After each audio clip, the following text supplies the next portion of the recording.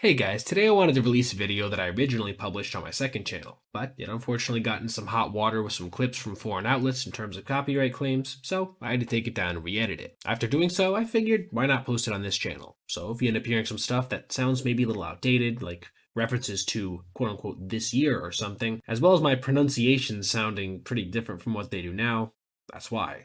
Thank you so much for watching, and I hope you enjoy.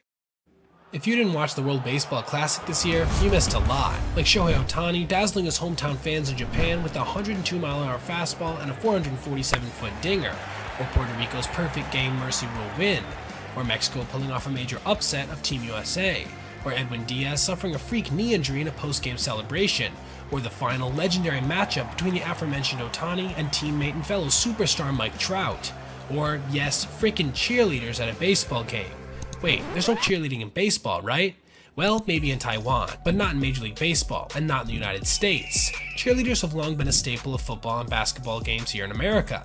They're kind of a big deal. They rouse lackluster crowds, perform at halftime, attend charitable events, and generally thrill with their dance numbers and gymnastic feats. You can find them at all levels of nearly every team sport, high school, college, and professional. And in some leagues, like the NFL, nearly every team has them. But then we come to Major League Baseball, which has 30 franchises, dozens of mascots, countless ballpark gimmicks, and exactly 0 cheerleaders on the payroll. So how did this happen? How did baseball end up in the cheerless corner of the sporting universe? And should Major League Baseball take a page out of the Taiwanese playbook and think about introducing some cheerleaders alongside the pitch clock and other newer forms? Ah, the golden days of yore, when men were men and cheerleaders were, well, also men. That's right, cheerleading started, like so many things, as a male-only pastime. In the early 1900s, they were called yell leaders, or even rooter kings. There were no pyramids or stunts and very few jumps. Just American male students yelling into megaphones on the sidelines of high school and college football games to raise the spirits of the crowd. It was a popular activity for young men. 4 American presidents were even once cheerleaders: Franklin Roosevelt, Dwight Eisenhower, Ronald Reagan, and George W. Bush. Think about that for a moment. We've had 0 female presidents, 1 black president, and just 1 president with a PhD, Woodrow Wilson, but we've had 4 cheerleaders turn president. Kind of funny. Anyway, a century ago in 1923, the University of Minnesota became the first school to allow female cheerleaders. Soon, they were incorporating tumbling and gymnastics into their cheers, and more schools followed. By 1940, more than 30,000 cheerleading teams were spread across American high schools and colleges, and when thousands of young men left for World War II, women quickly filled the gaps in the sidelines, and never looked back. Soon, cheerleaders were almost all women. They wore sweaters and skirts past the knee. Then came the pom-poms, the pyramids, the stunts. They became a fixture at high school and college football games. Then, in 1954, the Baltimore Colts introduced the first cheerleading squad in the NFL. By the 1970s, 11 NFL teams had cheerleaders. The most famous, of course, were the Dallas Cowboy cheerleaders. The outfits got more provocative, the skirts got shorter, and America fell in love, or at least some Americans did, with the newest addition to the sidelines of one of their favorite sports teams. The Cowboy cheerleaders appear on calendars, playing cards, and even in a movie. The defense department asked them to go on tour to cheer for soldiers. In the 1980s, cheerleading came to the NBA as well, most famously the Laker girls, led by young Paula Abdul. It was showtime, and cheerleaders felt almost as important to the action on the field or the court as the players themselves. Today, there are an estimated 4.5 million cheerleaders spread across the globe. About 75% are female, and the majority can still be found in the United States. But where they can most assuredly not be found is at baseball games. So, why not? For decades, baseball turned its back on the pom-poms, the glamour, and the athletic feats of cheerleaders. While basketball and football players had their exploits cheered on by their own traveling band of captivating companions, baseball players had to make do with organ music, public address announcers, team mascots, and good old-fashioned smatterings of applause. Baseball historians aren't really sure why the sport went on for so long without cheerleaders, but they did try them eventually. It was a relatively short-lived experiment though, and it gives us some insight into why we don't see cheerleaders at Major League Baseball games today. It started in 1996, when the Walt Disney Company bought the California Angels as they were then known. Disney was keen to liven up some Angels games, make them more of an entertainment spectacle, so they brought in a 6-piece New Orleans Dixieland-style band, debuted new stadium sound effects, and introduced the world to the Angel Wings cheerleaders. The Angel Wings consisted of 20 female and 6 male cheerleaders between the ages of 18 and 27. They performed 10 to 12 times during Angels home games. They did a pre-game dance routine, they tumbled and danced on the visitors' dugout between innings, they ran on-field promotions and contests with fans, and they were heckled and booed constantly. Angel season ticket holders grew frustrated by having their expensive views blocked by the cheerleaders. Batters would sometimes have to wait at home plate for a dance number to finish before they could step back into the box. Baseball purists took to the airwaves and newspapers to complain. The internet really wasn't a thing yet, but the point got across pretty strongly. Soon, Disney management moved the dance team onto a platform in the right field bleachers. From there, the Angel Wings continued to lead the crowd in dance numbers like the Macarena. But the novelty had worn off and reality had intruded. The Angel Wings were discontinued the following season. That didn't stop a few other teams from forming their own cheerleading squads in the 90s and early 2000s. The Florida Marlins had the Marlins Mermaids. The San Diego Padres had a dance team known as the Pod Squad. The Toronto Blue Jays had the J-Force, and the Montreal Expos had the Molson X-Girls. But just as Major League Baseball left Montreal, baseball abandoned cheerleading squads. It was a bad fit. Plus, baseball fans already had their own cheerleaders. They just called them mascots. The history of mascots in Major League Baseball goes back a long way, and it hasn't been nearly as pretty as the history of cheerleaders in other sports. Let's start with Major League Baseball's first recorded mascot.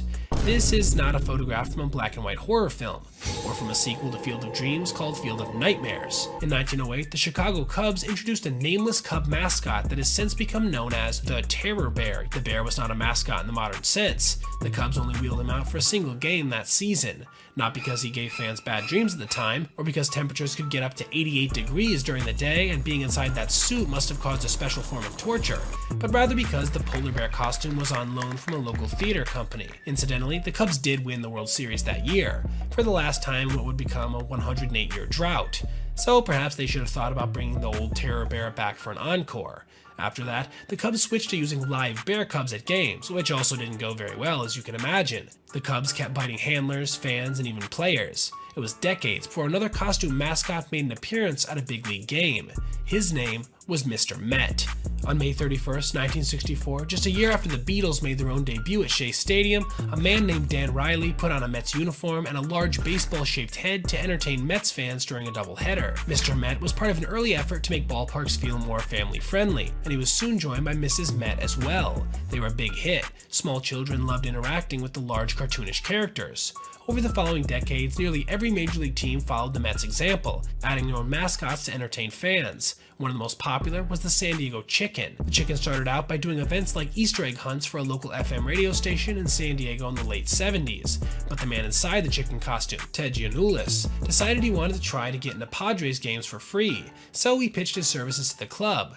In 1977, he got exactly what he wanted. Before long, the San Diego Chicken was a national celebrity, attending baseball games across the country and even co-hosting a popular kids TV show called The Baseball Bunch with Tommy Lasorda and Johnny Bench. Giannoulis now has been wearing that chicken costume for more than 45 years. The year after the San Diego Chicken debuted, the Philly Fanatic came to Veterans Stadium in Philadelphia and quickly established himself as one of the most recognizable mascots in the game. These days, there are only 3 major league teams with no official mascot: the Los Angeles Dodgers, the New York Yankees, and ironically, the Los Angeles Angels. That's right, the Angels no longer have cheerleaders, and they also don't have a mascot. They do have a rally monkey though. Mascots now commonly turn up at major league and minor league games across the country. They are family friendly, popular, and also a great source of revenue to their ball clubs. For example, the Rocket City Trash Pandas recently raised $4 million from the sales of their merchandise featuring their team mascot Sprocket. Mascots have become a central feature of the ballgame experience. Fans adore the big, lovable oafs. And this is perhaps the biggest reason why cheerleaders have never made much headway at big league games. There simply is no real demand. With such a checkered history, it's not clear that cheerleaders will ever come to grace America's pastime. Maybe that's because of the prevalence of mascots, the botched experiments of the past, or the disgust of baseball purists. Or maybe it's simply that having lengthy and distracting dance performances is not the best thing for a sport that is desperately trying to shorten game times. Possibly, it also just comes down to culture and what fans are accustomed to.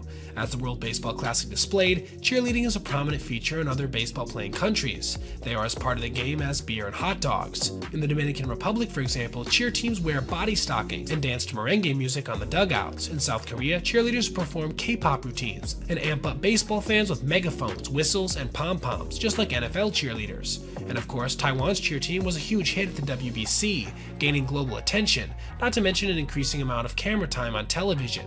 It's been an entertaining eye-opener, showcasing what cheerleading and baseball might look like together. But, like the World Series Classic itself, it's kind of an anomaly. A brief sideshow from a league and a sport that holds its traditions very close to its chest, and does not change quickly. But who knows? Major League Baseball did eventually adopt the designated hitter, advanced metrics, and it even re-adopted Alex Rodriguez. Still, I wouldn't hold my breath when it comes to cheerleaders. We are probably as likely to see them back at Major League games as we are to see the Terror Bear yet again. Alright everybody, if you made it this far, I appreciate you watching, and if you did, consider checking out any of these other videos on your screen right now for other content just like this. Also, if you ever see anything you'd like to see me detail in the video, feel free to reach out to my email, basebepoet@gmail.com, and if I end up using your idea, I'll give you a shout out. Thanks for watching. Have a great rest of your day.